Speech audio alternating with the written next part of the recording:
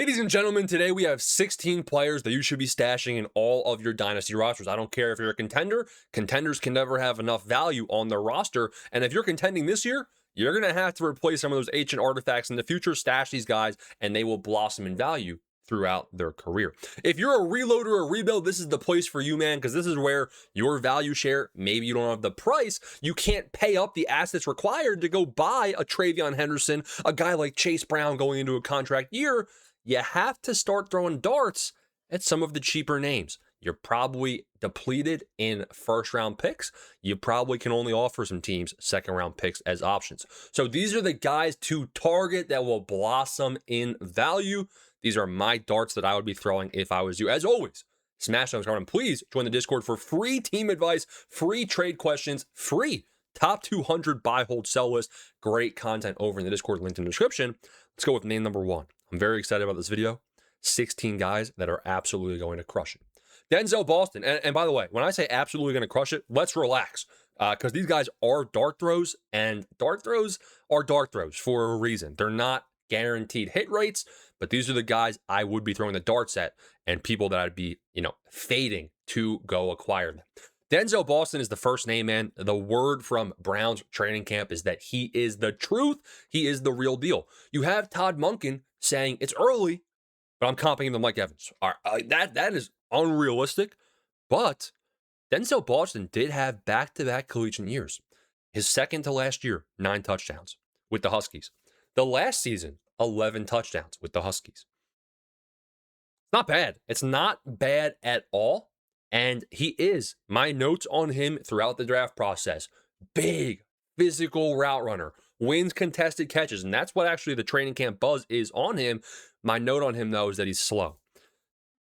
Apparently, so far, he hasn't had that much trouble creating separation.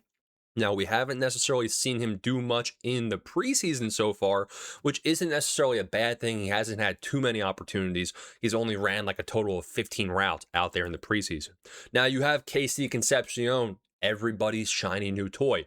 Everybody's excited about KC Concepcion. He went round 1, Boston went round 2. So the Browns, they take 2 receivers here. You have Jerry Jeudy in the mix. You have Harold Fannin, and you have a murky quarterback situation. Is it going to be Watson? Is it going to be Shedeur? I don't care who it's going to be. Either way, I think Denzel Boston is the wide receiver you want to be targeting in this Browns offense. I think KC Concepcion probably is just as contributory from a real-life perspective. He's more of a slot receiver to me, a shifty middle-of-the-field type player. Whereas Denzel Boston, the Mike Evans comp is a little too early, but this guy does have that downfield aspect, the big contested catch, win those tough plays. And I think that someone's going to have to be that wide receiver 1 here. Jeudy just can't be trusted to stay healthy. Jeudy just has had too many drops throughout his career. Look at the price for Boston and why I'm calling him a stash. First off, if you're still doing your rookie draft at this point, I'm taking a shot on Boston, number 1. Secondly, I think that 2027 second round picks, they're so good. Like the 27 second round is going to be very good, guys. It is an asset I'm looking to accumulate. I think that with how bad this 26 class was, it's not far off. You're not too far off from throwing out some offers for 2027 second round picks and being able to come back and accumulate a guy like Denzel Boston. Maybe you trade a second round pick and something on top of it. That's one of my good favorite moves to be making for a guy like this. But also look around him. Mike Evans, he's had chronic hamstring issues, and he's continuing to have that throughout training camp. Sure, when he's healthy, he'll be good. If you're a contender, you probably want to lead towards Evans. But if you're not a contender, see you later, buddy. Same thing with Pittman.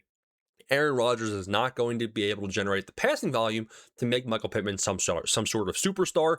Oronde Gadsden. Guys, you have Charlie Collier and David Njoku out there in 2 tight end sets. That means that Gadsden is tight end 3. Yeah, it's not looking good. Now, you can theorize, he can produce with low targets. Sure. I'm not saying Gadsden is bad. I'm saying the breakout ain't looking like it's going to happen until McDaniels is out of town. So I'd much rather have Denzel Boston, who's going to be out there running routes, potentially as the wide receiver 1, as early as this year.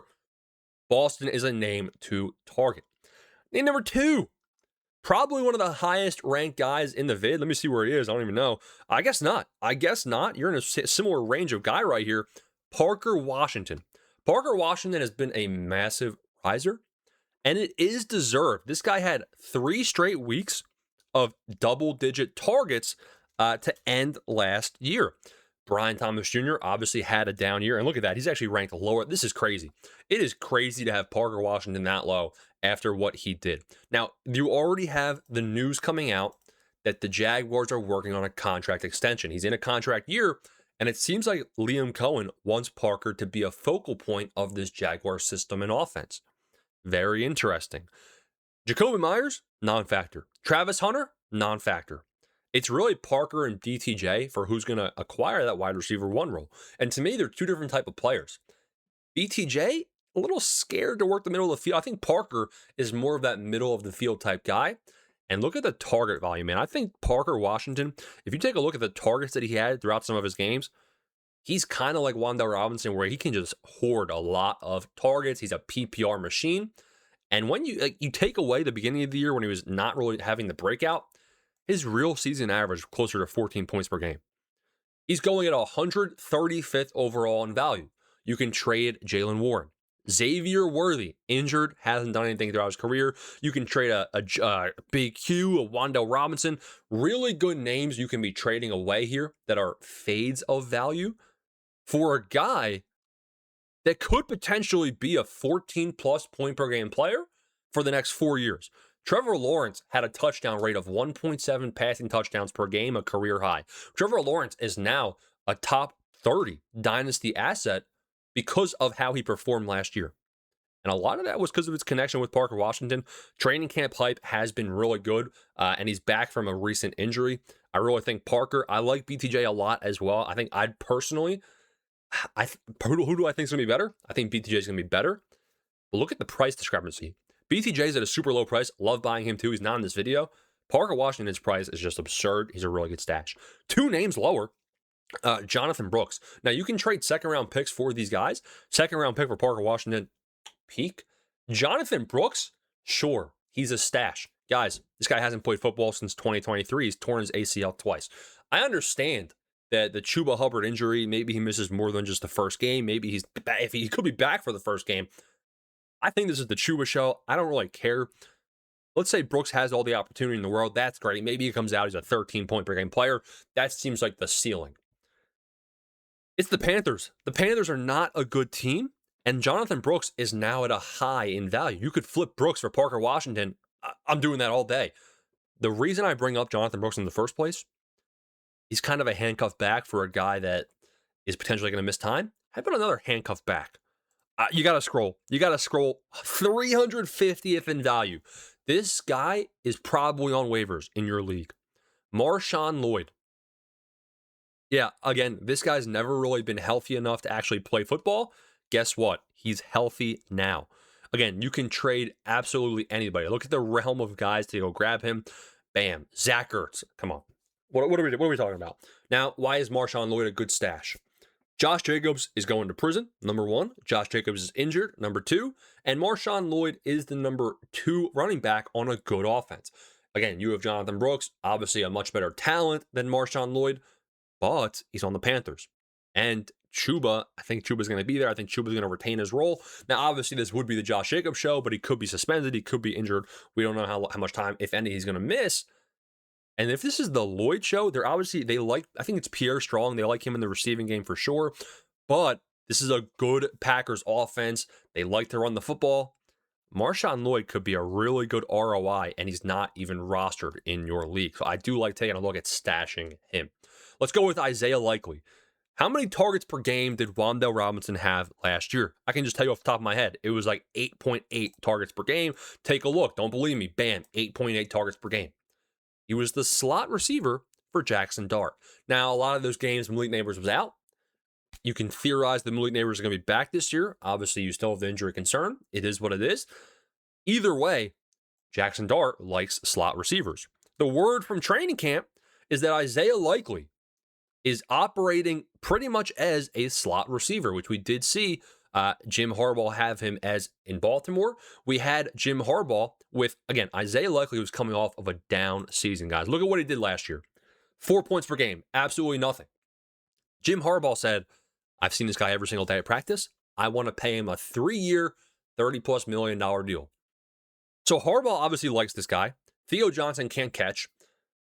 Isaiah Likely apparently is the number 2 in this offense behind Malik Neighbors. That is a very encouraging storyline. And when you have somebody like Wanda Robinson getting 9 targets a game from the slot from Jackson Dart, who's to say that is likely going to have 9 targets a game? That's not what I'm saying. But could he have 7 targets a game?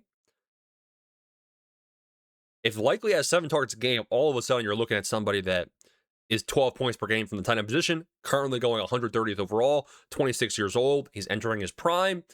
I think the breakout here is obvious. And what if Neighbors is gone? Then Likely becomes wide receiver 1 for Jackson Dart. I really think that Isaiah Likely could have a breakout this year. Now, I'm not going out there and trading a first-round pick for him. Even a second-round pick is a little bit too steep for me, unless you know it's a late one. But look at the guys around him. Jake Ferguson. Now, Ferguson has been old reliable, 11 points per game last year. He's actually a pretty solid contending buy if you think he's not going to have touchdown regression. But the ceiling of Isaiah Likely just seems very high. Ricky Pearsall's career's over. You can trade him. Dalton Kincaid, what is he going to do at tight end? You don't really know. He only had 35% of the snaps last year, but he was productive. Taking a shot on Isaiah Likely, guys, as a really good stash. How about Jaden Reed? Jaden Reed, you keep going down in value. You're in 150 in value. To be honest, I would trade a second-round pick for Jaden Reed. Jaden Reed had an explosive rookie year. Now, I don't want to. We're going to talk about Trey Tucker later in this video. He's going to be one of my later names. Jaden Reed is just as shifty. There's guys that pop out on film. Jaden Reed is one of them. Now, he's dealt with injuries. He's still dealing with injuries. But last year, absolutely injury plagued. As a rookie, he had 14 points per game. Him and Jordan Love have rapport. They trust each other. Christian Watson, injury concerns as well. How long is he going to stay healthy? He's also a downfield threat. And then you have Matthew Golden, who I'm completely fading. Either way, Jaden Reed's going to be on the field every single play when healthy. If he can stay healthy, I think people are forgetting how explosive he is as a slot wide receiver. And I think that Jordan Love and him have a good rapport that people are forgetting as well. They have a good trust. Somebody needs to catch the ball out there in Green Bay. Tucker Kraft's going to be on a snap count until halfway through the year. Jaden Reed, 14 points per game, seems pretty likely. And again, you're in this realm of guy that you're not really trading superstars. You can trade a Rachaad White to go ahead and pick up a Jaden Reed. Just seems absolutely like a very good stash right here. Let's talk about De'Zhaun Stribling. Now, De'Zhaun Stribling, again, I'm willing to take this guy with a second-round pick in your rookie draft. He's a big-time riser. The insiders from training camp are saying he's going to have a big role week 1. Let's just talk about his preseason so far. First off, he's been the buzz of camp, okay? You have the Pearsall injury. That's huge for his stock. 7 for 8, 63 yards, week 1. Week 2, out there with the ones, 3 for 3, 33 yards. Now, as long as the substation doesn't tear this guy's Achilles, tears his ACL, whatever, you can trade some really good names. Now, I don't think you're going to be able to trade Jordan Mason for him. I don't think you're going to be able to trade Tyrone Tracy. Everybody says target the backup, the rookie running backs. Those guys have good hit rates. Screw that. See you later, Nick Singleton. See you later, Katron Allen. There's a new guy I'm targeting. It is Mr. Stribling. Mike Evans, chronic hamstring injury. Ricky Pearsall, out for the year. It's really just Deebo Samuel and De'Zhaun Stribling. You have George Kittle. I'm huge on George Kittle as well, but this is the only guy that hasn't. I mean, he is kind of being banged up a little bit throughout training camp, but I really think that Stribling has a very high ceiling in terms of his opportunity. Do I trust the talent? Who cares when the opportunity is super high? Stash him. Woody Marks. Now, Woody Marks ain't going to be some 17-point per game league winner, but this is somebody that I don't think he was in the greatest role last year because of the Joe Mixon injury. Now, people are going to say he wasn't super efficient last year. You're right. However, the O-line was worst in the league. Woody Marks, the Texans paid up to take this guy. I think they traded 2 third-round picks to grab him last year. He had 250-plus college receptions. He is a receiving back. He's very good at pass protection. He's better than Dave Montgomery as a catcher of the football, and he's better at pass protection. He's going to have a role. I really think in the PPR format, Woody Marks can crush, and he's actually had a very good training camp, and we kind of saw that in the preseason. Now, don't overreact. Everybody's overreacting to his touchdown run in the preseason. You're crazy. With that said, it does make you think Dave Montgomery's 29 years old. Woody Marks one of the best collegiate receiving backs of all time. The Texans bring in 5 new O-linemen. Jaden Higgins is injured. Who's catching the football? Could we see Woody Marks get 4 targets a game? I'm going to be honest, I don't think it's out of the question. I think that maybe bringing in Montgomery could be a decent thing. Now, I'm not going to say it's not going to be a 60-40 split, but I think that Woody Marks could be a Swiss Army knife and a premium handcuff back at that.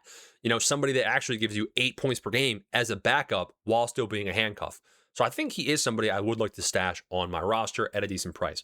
This next name, he might not even be ranked, bro. Jahan Dotson, 430. You can trade a 17th round pick for this guy. I'm not saying Jahan Dotson's going to be good. In fact, he's not going to be good, but he's wide receiver 2.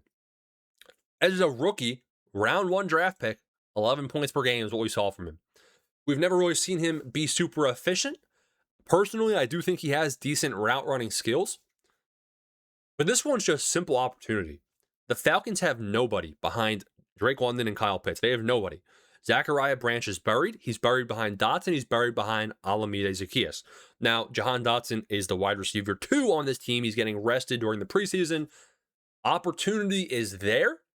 Can this former first-round pick capitalize?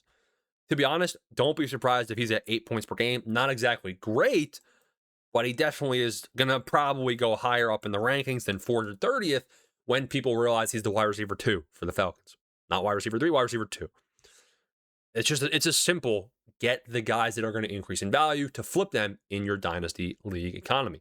Jacobe Lane. Jacobe Lane's probably one of the best stashes out there, but it's not a very well-kept secret at this point. He's ranked 219th. I don't know if your league mate's going to be trading this guy anytime soon with how good the buzz coming out of camp is. Apparently, this guy is having one of the best Ravens wide receiver training camps of all time.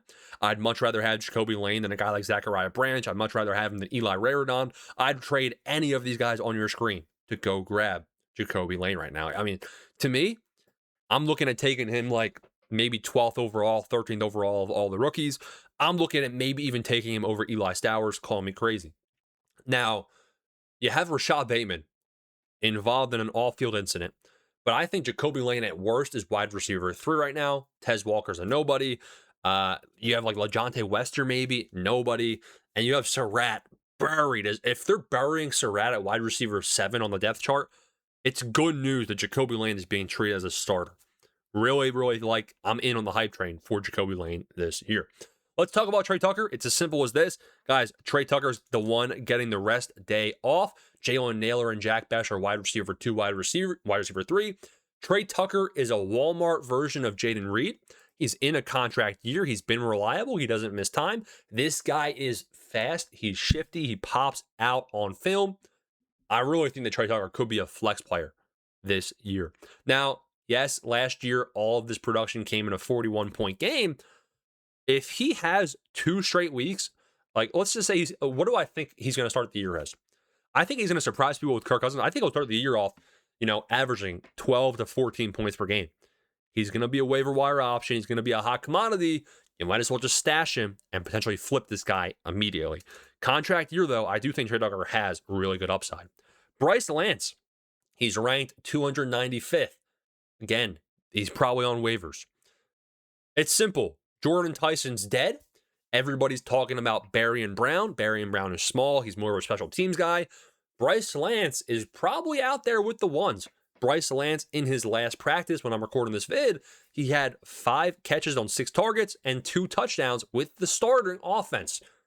You are only competing with Devon Vele. Again, it's Chris Olave, it's Juwan Johnson, it's Devon Vele, I guess, and then it's Bryce Lance. Very good opportunity for this guy. I trust Tyler Shuck to produce passing yards and passing touchdowns. So yeah, I'm taking a look at him for sure. Everybody's heard about Cyrus Allen and his hype train as well.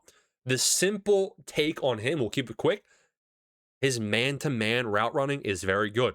Patrick Mahomes historically has not been a good passer, low passer rating against man-to-man coverage. Cyrus Allen is a man-to-man beater. So he has an immediate path to a role. Rashee Rice, injury prone. Xavier Worthy, injury prone. Tyquan Thornton, his role was fading at the back half of the year.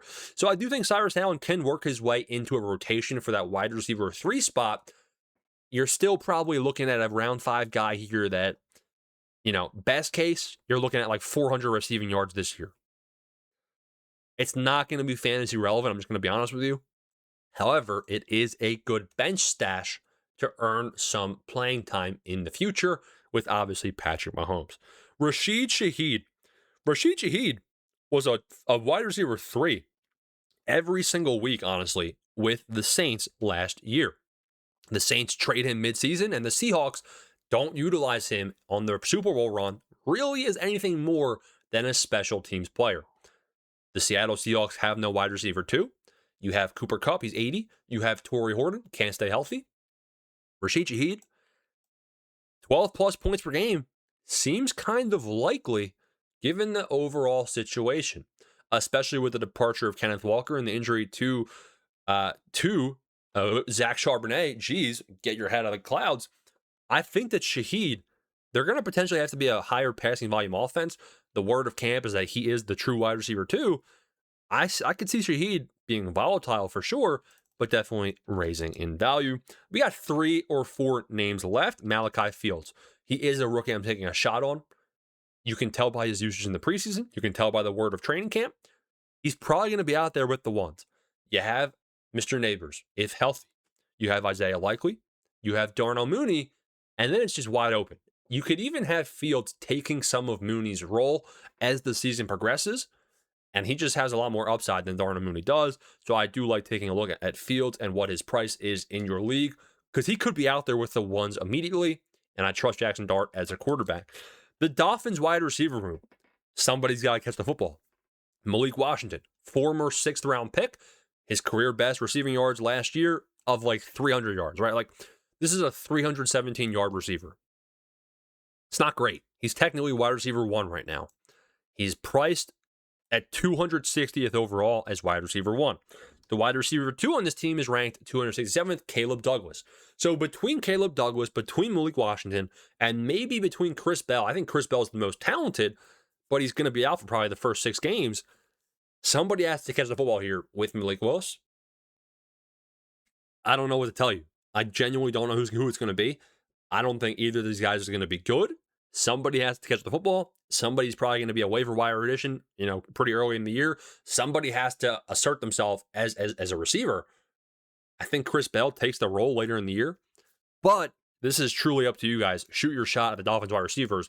They're free. Final name is Michael Mayer.